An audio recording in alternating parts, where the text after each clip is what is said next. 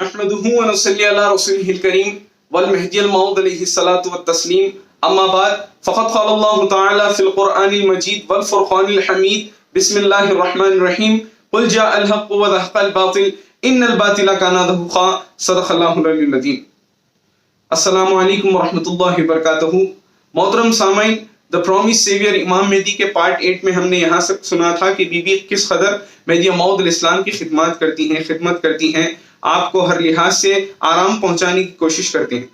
मोहतरम सामाईन, जब खलीफतुल्लाह मेहदी मऊद अलैहिस्सलाम जज्बे हक में थे, इन 12 साल जब आप जज्बे में थे, तो इब्तिदा में सुल्तान हुसैन शर्की की जानिब से फतवा आता है। चूंकि मेहदी मऊद अलैहिस्सलाम उस जंग में भी शामिल थे जो खिराज वगैरह आया था, उस लिहाज से मेहदी मऊद अलैहिस्सलाम के घर भी फतवा आता है, यानी कुछ चीजें आती हैं बादशाह की तरफ से। तो बीबी और खलीफतुल्लाह मेहदी मऊद अलैहिस्सलाम चंद जो जरूरियात जिंदगी की चीजें हैं वो ले लेते हैं, बाकी का जितना भी चीज आता है वो उससे लेने से इनकार कर देते हैं और वापस कर देते हैं।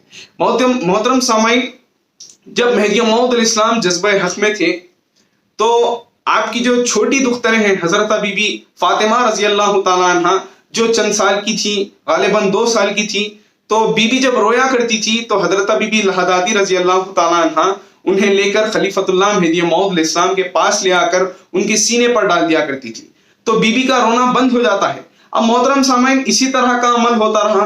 बीबी जब कभी रोती तो आपको ले आकर मेहदी मऊद अलैहिस्सलाम के सीने पर डाल दिया करती थी, तो आपका रोना बंद हो जाता है। मोहतरम सामाईन, एक अरसे के बाद ऐसा मामला हो गया कि हजरत बीबी फातिमा रज़ी अल्लाह तआला अन्हा को मेहदी मऊद अलैहिस्सलाम से जुदा कर दिया जाए तो आपका रोना शुरू हो जाता था। मोहतरम सामाईन, पहले रोया करती थी इसीलिए मेहदी मऊद अलैहिस्सलाम के पास लाया जाता था, बाद में आपको वहां से हटाया जा रहा था इसीलिए आप रोना शुरू कर दी। तो मोहतरम सामाईन, इस बात से अंदाजा लगाया जाता है कि बीबी मेहदी मऊद अलैहिस्सलाम पर जिस कदर तजल्लियात हो रही थी, तो हजरत बीबी फातिमा रज़ी अल्लाह तआला अन्हा जिनकी उम्र कमसीनी की है, आप ही उन तजल्लियात को संभाल सक रही थी क्योंकि आप खलीफतुल्लाह मेहदी मऊद अलैहिस्सलाम की दुख्तर थी।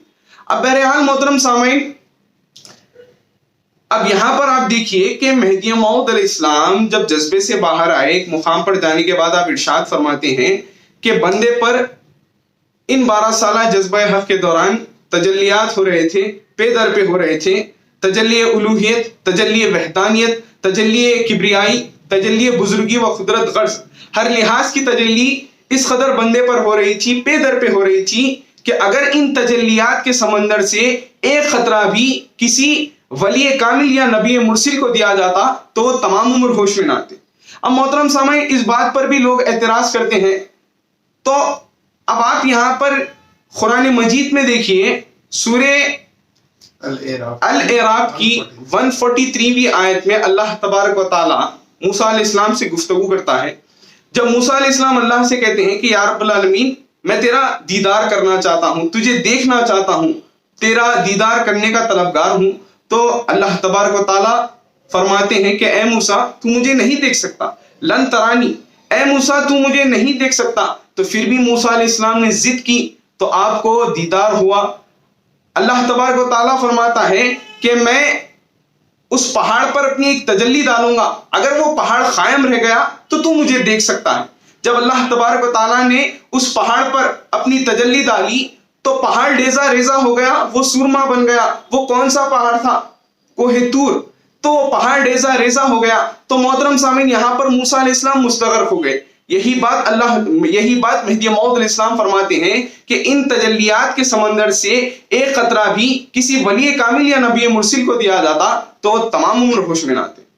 मोहतरम सामीन, इंशाअल्लाह तबारक व तआला आगे की जो सीरत है हम अगले पार्ट में सुनाएंगे। अल्लाह से दुआ है कि हमें सही मानों में मेहदवी बना और उस पर अमल पैरा होने की तौफीक अता फरमा।